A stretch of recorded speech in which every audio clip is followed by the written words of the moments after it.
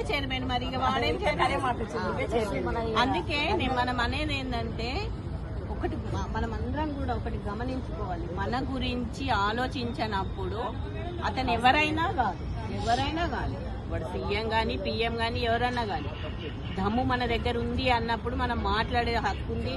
మనం హక్కుతో మాట్లాడుతున్నాం. మనం ఏదో ఎవరికో పైరవిలు చేసి మనం ఏదో అమ్ముకొని పైసల కోసము ఆశపడి చేస్తలేరు కదా మీరు.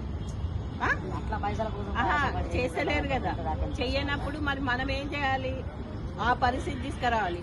ఇప్పుడు అంతా అయిపోయింది. ఇప్పుడు ఏం లేదు ఆయనది. ఇప్పుడు ఏం చేస్తారు? ఇప్పుడు ఏం చేసి లాభం లేదు. మీరు ఈ 5 సంవత్సరాలు కూడా ఆయన ఎక్కినప్పటి నుంచి కూడా మీరు ఆయనకి సొత్తుగా పనిచేస్తున్నారు కాబట్టి మీకు మంచి శిక్ష అయింది. ఇప్పుడు ఆ శిక్ష ఇప్పుడు జరగకుండా చూసుకోండి. ఎవరైనా ఎక్కండి. అర్థమైందా? ఒక సీఎం కి పెన్షన్ గురించి రాసే దమ్ము లేని చైర్మన్ ఎందుకు చెప్పు. కింద ఇట్లా ఆమె కూడా ఒక పింఛన్ రాదు. ఆమెకి ఆమె కోసం మాట్లాడితే కనీసం ఆమె కూడా ఏం చేయలేకపోయారు.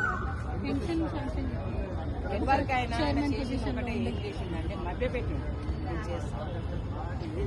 నేను చూసుకుంటా కదా. నువ్వు కామెంట్లు నన్ను క్వశ్చన్ చేయకు, నువ్వు మెసేజ్ పెట్టి చేయకు.